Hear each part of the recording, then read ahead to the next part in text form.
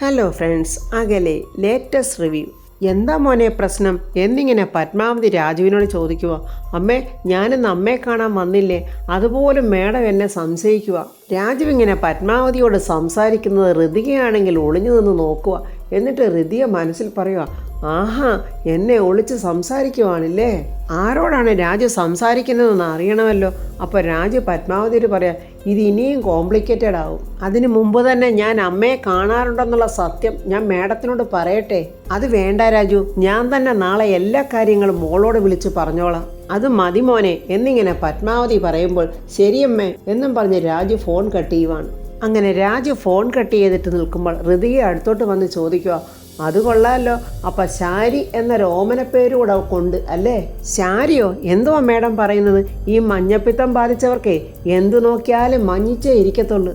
ഇങ്ങനെ ആരോ പറയുന്നത് ഞാൻ കേട്ടിട്ടുണ്ട്. പക്ഷേ ഇപ്പോൾ മേഡത്തിൻ്റെ രോഗം അതാ. പിന്നെ രാജുവിനെ ഈ രാത്രിയിൽ ആരാ വിളിച്ചത്? ഞാനിപ്പോൾ എന്ത് പറഞ്ഞാലും മേഡം വിശ്വസിക്കാത്ത ഒരു അവസ്ഥയിലാണ്. അതുകൊണ്ടേ മേഡത്തിനെ അറിയിക്കാൻ ഉത്തരവാദിത്തപ്പെട്ടവർ തന്നെ അതങ്ങ് അറിയിച്ചോളൂ.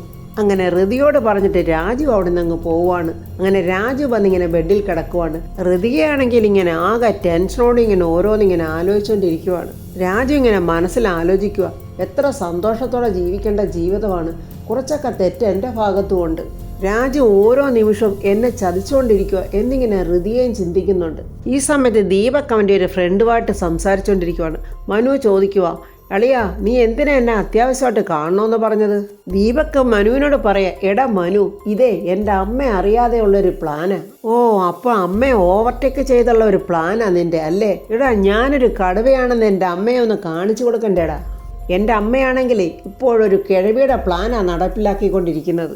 എന്നാലേ അതിന് ഒരു പടി മുന്നേ നിൽക്കണം നമ്മുടെ പ്ലാൻ. അപ്പോൾ മനു ചോദിക്കുക, അതിന് ഞാനെന്താടാ അളിയാ ഇപ്പം ചെയ്യേണ്ടത്? എടാ, നീ എനിക്ക് മറ്റൊന്നും ചെയ്യണ്ടടാ മനു. ഒരു 3 ക്രിമിനൽസിനെ എനിക്ക് വേണ്ടി നീ അറേഞ്ച് ചെയ്യണം. അങ്ങനെ എനിക്ക് ആ രാജുവിനെ ഒന്ന് കൈകാര്യം ചെയ്യണം. അങ്ങനെ ദീപക് അവൻ്റെ പ്ലാനൊക്കെ മനുവിനോട് പറയുവാണ്. ദീപക് പറഞ്ഞതൊക്കെ കേട്ടിട്ട് മനു പറയാം, എടാ, ഐഡിയ സൂപ്പർ ആയിട്ടുണ്ട്. എടാ അളിയ, വേണമെങ്കിൽ ഞാനും കൂടെ നിൽക്കാടാ. അപ്പോൾ ഓക്കെ എന്നും പറഞ്ഞ് ദീപക് സന്തോഷത്തോടെ ഇങ്ങനെ മനുവിന് കൈ കൊടുക്കുന്നുണ്ട്. പിന്നീട് കാണിക്കുന്ന ഋതു ഇങ്ങനെ വളരെ വിഷമിച്ചിങ്ങനെ ഓഫീസിലിരിക്കുവാണ്. അപ്പോൾ സാന്ദ്ര വന്ന് ഋതികയോട് പറയുന്നു, മേഡം, ഈ റിപ്പോർട്ടൊക്കെ പഠിച്ചിട്ട് സൈൻ ചെയ്ത് തരാമെന്ന് പറഞ്ഞിട്ട് സൈൻ ചെയ്തില്ലല്ലോ. ഋതിക ദേഷ്യത്തോടെ സാന്ദ്രയോട് പറയാം, എനിക്കിപ്പോൾ സൗകര്യപ്പെടുന്നില്ല. എന്താ, എന്തെങ്കിലും കുഴപ്പമുണ്ടോ? ഋതികയുടെ ആ സംസാരം കേട്ടിട്ട് സാന്ദ്ര പറയാം, മേഡം, എന്ത് ഫാമിലി പ്രോബ്ലം ഉണ്ടെങ്കിലും സംസാരിച്ച് സോൾവ് ചെയ്യാൻ പറ്റും മേഡം. അത് തീരെ ഇഷ്ടപ്പെടാതെ ഋതിക പറയാ, എനിക്ക് നിന്റെ ഉപദേശത്തിന്റെ ആവശ്യമൊന്നുമില്ല, പ്ലീസ് ഗോ. ഋതിക അങ്ങനെ പറഞ്ഞത് കേട്ട് വിഷമത്തോടെ സാന്ദ്ര അങ്ങ് പോവുകയാണ്. അപ്പോൾ ഋതിക ഇരുന്ന് ആലോചിക്കുക, രാജു അങ്ങനെയൊക്കെ ചെയ്യുമോ? രാജു എന്നെ ചതിക്കുമോ? രാജുവിനെ പോലെയുള്ള ഒരാൾ ഇത്ര മോശമായ കാര്യങ്ങളൊക്കെ ചെയ്യുമോ? മറ്റൊരു പെണ്ണിനെ പ്രേമിക്കുമോ? അതോ ഇനി ഇതെല്ലാം എൻ്റെ തെറ്റിദ്ധാരണകളാണോ? രാജുവിന് പറയാനുള്ളതും കൂടെ കേൾക്കാനുള്ള അവസരം ഞാൻ കൊടുക്കണമായിരുന്നു. ഞാനിനി എന്താ ചെയ്യേണ്ടത്? അപ്പോഴവിടേക്ക് വന്ന സാന്ദ്ര പറയുക, 2 പേര് മേഡത്തിനെ കാണാൻ വേണ്ടി വന്നിരിക്കുന്നു. അപ്പോൾ ഋതിക പറയുക, എന്നാൽ അവരോട് വരാൻ പറ. അപ്പോൾ വാടി ഇങ്ങോട്ട് എന്നും പറഞ്ഞ് ദേഷ്യത്തോടെ ഒരു സ്ത്രീയെയും കൂട്ടിയിട്ട് ഒരാൾ ഋതികയുടെ ക്യാബിനിലോട്ട് കയറി വരുവാണ്. അവരോട് ഋതിയെ ഇരിക്കാൻ പറയുമ്പോൾ ദേഷ്യത്തോടെ അയാൾ പറയുക, ഇവിടെ ഇരിക്കാനും നിങ്ങളുടെ സൽക്കാരം സ്വീകരിക്കാനും ഒന്നും അല്ല ഞങ്ങൾ ഇങ്ങോട്ട് വന്നത്. എനിക്കൊരു കാര്യം പറയാനുണ്ട്, അത് പറഞ്ഞിട്ടേ ഞങ്ങൾ ഇവിടുന്ന് പോകും. ഇയാൾ വന്നിങ്ങനെ ദേഷ്യപ്പെടുന്നതൊന്നും ഋതിയയ്ക്ക് മനസ്സിലാവുന്നില്ല. അല്ല, നിങ്ങൾ എന്തിനാ ഇങ്ങോട്ട് വന്നിങ്ങനെ ദേഷ്യപ്പെടുന്നത്? ദേഷ്യപ്പെടുകയല്ല ചെയ്യേണ്ടത്, കൊല്ലുക വേണ്ട. തേണ്ടേ, ഇതെൻ്റെ ഓഫീസാണ്, കുറച്ച് മാന്യത കാണിക്കണം എന്നിങ്ങനെ ഋതികയും പറയുക. അപ്പോഴയാൾ പറയാ, ഞാൻ ഇത്ര മാന്യതയും മര്യാദയൊക്കെ കാണിക്കുന്നത് എൻ്റെ സംസ്കാരം കൊണ്ടാണ്.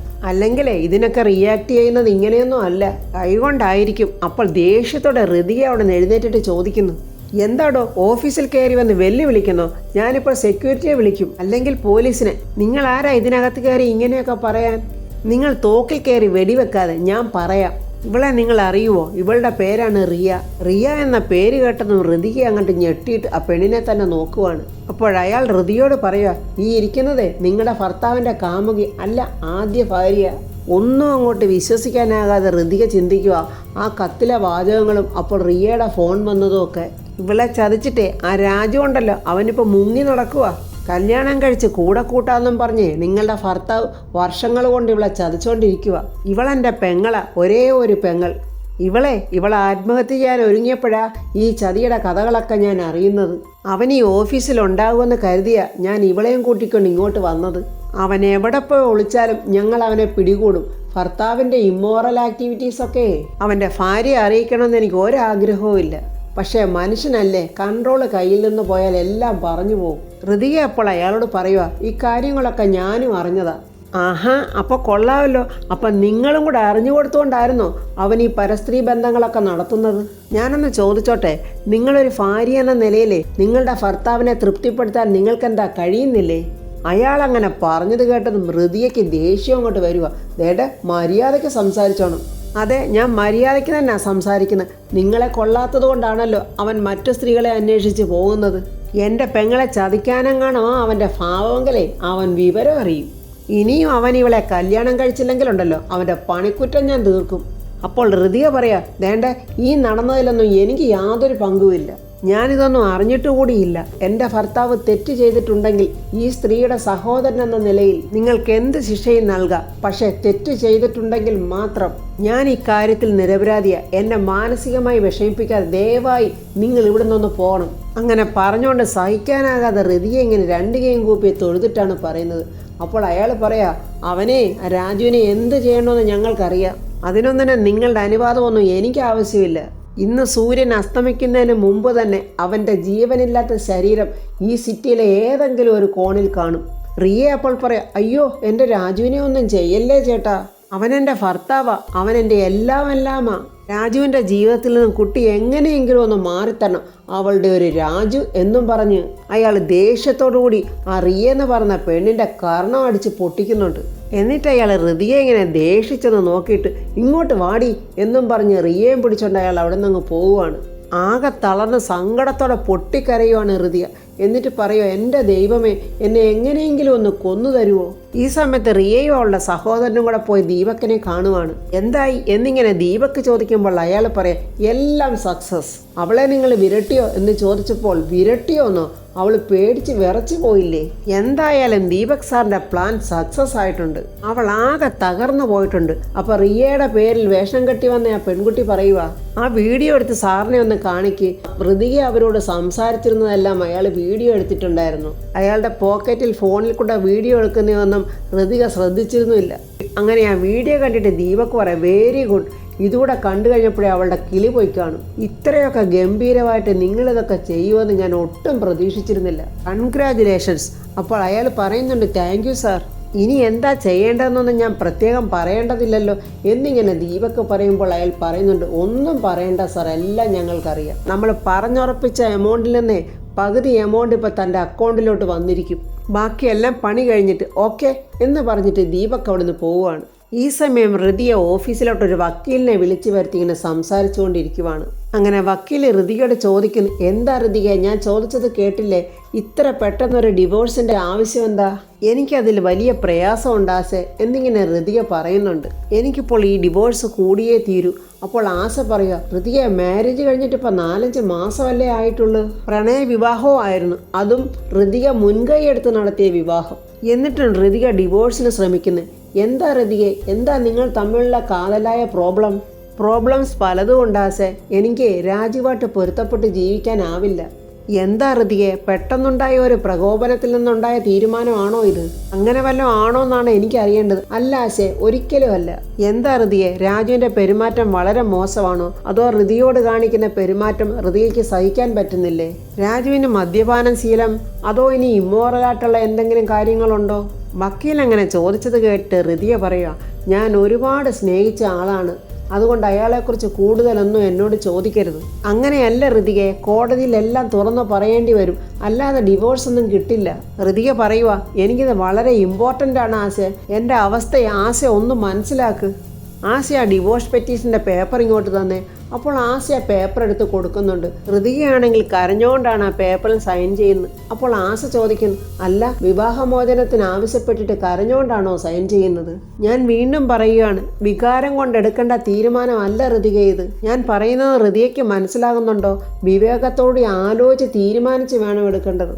അത് കേട്ടിട്ട് ഋതിക പറയാം, ഞാൻ നല്ലതുപോലെ ആലോചിച്ചിട്ട് വിവേകത്തോടുകൂടി എടുത്ത തീരുമാനമായത്. ഒരുപാട് ഞാൻ ആലോചിച്ചു. അപ്പോൾ വീണ്ടും ആശ പറയുന്നുണ്ട്, ഒരു ദേഷ്യത്തിന് ആഴത്തിലുള്ള കിണറ്റോട്ടെടുത്ത് ചാടുന്നതിന് തുല്യമായത്. പിന്നെ അതിൽ നിന്നും കയറാൻ വലിയ പ്രയാസമായിരിക്കും. നിങ്ങൾ ഒരുമിച്ചുള്ള ഒരു തീരുമാനമാണെങ്കിൽ അപ്പോൾ ഡിവോഴ്സ് കിട്ടാൻ എളുപ്പമായിരിക്കും. അങ്ങനെയാണെങ്കിൽ രാജുവിനെ കൊണ്ട് ഇതിൽ സൈൻ ചെയ്യിപ്പിക്കേണ്ടി വരും. എന്തു പറയുന്നു ഋതിക? ഇല്ല, അതൊന്നും നടക്കില്ല. അപ്പോൾ ആ സമയത്ത് രാജു അങ്ങോട്ട് വരുന്നുണ്ട്. ഋതികയും ആശയും രാജുവിനെ ശ്രദ്ധിക്കുന്നുണ്ട്. അങ്ങനെ രാജുവിനെ ഒന്ന് ശ്രദ്ധിച്ചിട്ട് ആശ പറയുന്നു, ഞാൻ ഇറങ്ങട്ടെ ഋതിക എന്ന് പറഞ്ഞിട്ട് ആശ അവിടെ നിന്ന് പോവുകയാണ്. രാജു വന്നിട്ട് ഋതികയോട് പറയാം, മേഡം നമുക്ക് പോകാം. എന്താ മേഡം ഒന്നും മിണ്ടാതിരിക്കുന്നത്? രാജുവിനോട് ഒന്നും പറയാതെ ഋതിക അങ്ങനെ ദേഷ്യത്തോടെ ആ ക്യാബിൽ നിന്ന് ഇറങ്ങി അങ്ങ് നടന്നു പോവുകയാണ്. മേഡം എന്ന് വിളിച്ചുകൊണ്ട് രാജു ഇങ്ങനെ ഋതികയുടെ പിന്നാലെ പോവുകയാണ്. സാന്ദ്രയും മറ്റുള്ള സ്റ്റാഫും ഒക്കെ അവരെ രണ്ടുപേരെയും ഇങ്ങനെ ശ്രദ്ധിക്കുന്നുണ്ട്. അങ്ങനെ ഋതിക വന്ന വണ്ടിയുടെ അടുത്തോട്ട് നിൽക്കുമ്പോൾ രാജു പെട്ടെന്ന് ആ ഡ്രൈവിംഗ് സീറ്റിലോട്ട് കയറി ഇരിക്കുവാണ്. അപ്പോൾ ഋതിക ആ ഗ്ലാസ്സിൽ തട്ടിയിട്ട് രാജുവിനോട് പറയുക, ഇതിൽ നിന്നൊന്ന് ഇറങ്ങാവോ? ഞാൻ തനിയെ പൊയ്ക്കോളാം, എനിക്കൊരു ഫ്രണ്ടിനെ കാണാനുണ്ട്. ഋതിക അങ്ങനെ പറഞ്ഞപ്പോൾ രാജു പെട്ടെന്ന് ആ വണ്ടിയിൽ നിന്ന് ഇറങ്ങുമ്പോൾ ഋതിക ആ കാർ ഡ്രൈവ് ചെയ്തങ്ങ് പോവുകയാണ്. അത് കണ്ട് രാജു ഇങ്ങനെ വിഷമത്തോടെ നിൽക്കുവാണ്. പിന്നീട് കാണിക്കുന്നത് രാജു ഇങ്ങനെ വീട്ടിലോട്ട് വരുമ്പോൾ അംബിക ദീപക്കിനോട് പറയാം, എടാ അങ്ങോട്ട് നോക്കിക്കേടാ, അല്ല അവന് ഒറ്റയ്ക്കേ ഉള്ളല്ലോ അമ്മേ എന്നിങ്ങനെ ദീപക്കും പറയുന്നുണ്ട്. ഇന്നിവൻ്റെ ബൈക്കിൻ്റെ പിന്നിൽ ഇവൻ്റെ ഇണക്കുരുവി ഇല്ലല്ലോ, ഇണക്കുരുവിയൊക്കെ ചിറകടിച്ച് പറന്നുപോയി, സംഗതിയൊക്കെ എൻ്റെ ക്ലൈമാക്സിൽ എത്തിയമ്മേ എന്നിങ്ങനെ ദീപക്ക് പറയുന്നുണ്ട്. രാജു അങ്ങനെ അടുത്തോട്ട് വരുമ്പോൾ അംബിക ചോദിക്കുക, അല്ല ഇന്ന് ഒറ്റയ്ക്കേ ഉള്ളല്ലോ, ഭാര്യ ഇല്ലേ കൂടെ? അവൾ ഇങ്ങോട്ടെങ്ങും വന്നിട്ടില്ലല്ലോ ഇല്ലേ അമ്മേ എന്നിങ്ങനെ ദീപക്ക് ചോദിക്കുമ്പോൾ അംബികയും പറയുക, ഇങ്ങോട്ടെങ്ങും വന്നില്ല. കിട്ടിയ സമയം പാഴാക്കരുതെന്നും കരുതി ദീപക്ക് കളിയാക്കുവാണ്. അവൾ നിന്നെ ഉപേക്ഷിച്ചോടാ എന്ന് ചോദിക്കുമ്പോൾ അംബികയുടെ കണക്ക് അടുത്തത്. അല്ലെങ്കിൽ ഈ വലിയ വീട്ടിൽ നിന്ന് കല്യാണം കഴിക്കുന്ന ഏഴാങ്കൂലികൾക്കൊക്കെ 8ന്റെ പണി കിട്ടും. അവളാണെങ്കിൽ മണിമാളിക പോലുള്ള വീട്ടിൽ വളർന്ന പെണ്ണല്ലേ, ഇവനാണെങ്കിലോ തൊഴുത്തു പോലുള്ളൊരു വീട്ടിൽ. പ്രതാപവും ജീവിതവും രണ്ടാണെന്ന് വൈകാതെ തന്നെ അവൾ അങ്ങ് തിരിച്ചറിഞ്ഞു. അമ്മയും മോൻ്റെയും വർത്തമാനമൊക്കെ കേട്ട് രാജു ഇങ്ങനെ പുഞ്ചിരിച്ചോണ്ട് നിൽക്കുക. ദീപക്ക് പറയാ, അവൾക്കാണെങ്കിൽ ഇവനെ പുല്ലിൻ്റെ വിലയമ്മേ, നീ പോയി വല്ല പണിയും നോക്കടാ. അപ്പോൾ രാജു ചോദിക്കുക, അല്ല പറഞ്ഞു തീർന്നോ?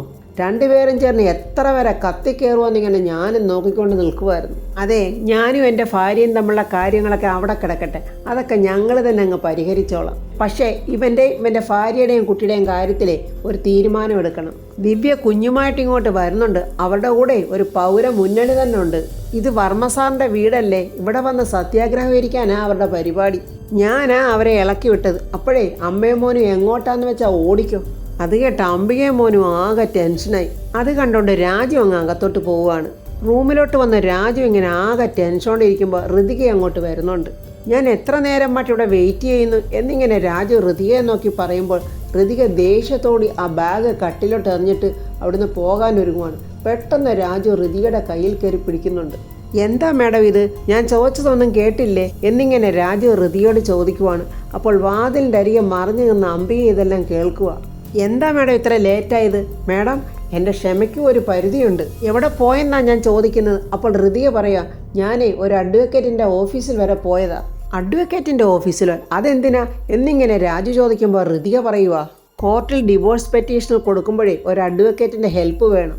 ഋതിക അങ്ങനെ പറഞ്ഞത് കേട്ട് അംബിക ഇങ്ങനെ വളരെ സന്തോഷത്തോടെ നിൽക്കുവാണ്. പെട്ടെന്ന് ഋതിക ബാഗിൽ നിന്നും ആ ഡിവോഴ്സ് പെറ്റീഷൻ്റെ ആപ്ലിക്കേഷൻ എടുത്ത് രാജുവിൻ്റെ നേരെ നീട്ടുവാണ്.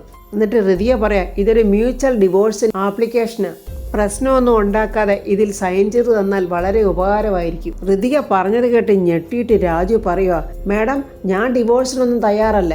ഇക്കണ്ട റിസ്ക് എല്ലാം എടുത്ത് കല്യാണം കഴിച്ചത് പിരിയാനാണോ? ഒരു തെറ്റും ചെയ്യാത്ത എന്തിനാ മേഡം എന്നെ ഇങ്ങനെ കുരിശിൽ തറയ്ക്കുന്നത്? ഞാൻ മേഡത്തിനോട് ഒരു തെറ്റും ചെയ്തിട്ടില്ല. അപ്പോൾ ഋതിക പറയാ, അത്തരം ഘട്ടങ്ങളൊക്കെ കടന്നുപോയി, രാജു വിവാഹമോചനത്തിന് തയ്യാറാകണം. രാജു ഇങ്ങനെ വിഷമത്തോടുകൂടി മേഡം എന്നിങ്ങനെ വിളിക്കുവാണ്. അവരങ്ങനെ പറയുന്നതൊക്കെ കേട്ട് വാതക്കൽ ഒളിച്ചു നിന്ന് കേൾക്കുന്ന അംബികയ്ക്ക് വളരെ സന്തോഷമായി. അംബിക ഇങ്ങനെ വളരെ സന്തോഷത്തോടെ അങ്ങനെ നിൽക്കുവാണ്. അപ്പോൾ ഫ്രണ്ട്സ്, അംബിക വെറുതെ മനപ്പായസം കുടിക്കുവാണ്. ഒരിക്കലും രാജുവും ഋതികയും പിരിയത്തില്ല. പത്മാവതി സത്യങ്ങളൊക്കെ പറഞ്ഞു കഴിയുമ്പോൾ ഋതികയ്ക്ക് രാജുവിനോടുള്ള പ്രേമം ഇരട്ടിക്കത്തതേ ഉള്ളൂ. അവർ രണ്ടുപേരും അങ്ങനെ വളരെ പ്രണയത്തോട് സന്തോഷത്തോടുകൂടി ജീവിക്കും എന്നുള്ള റിവ്യൂവുമായി നമുക്ക് നാളെ കാണാം. എൻ്റെ ഈ റിവ്യൂ ഇഷ്ടപ്പെട്ടാൽ ലൈക്കും കമൻസും, സബ്സ്ക്രൈബ് ചെയ്യാത്തവർ സബ്സ്ക്രൈബ് ചെയ്യണേ.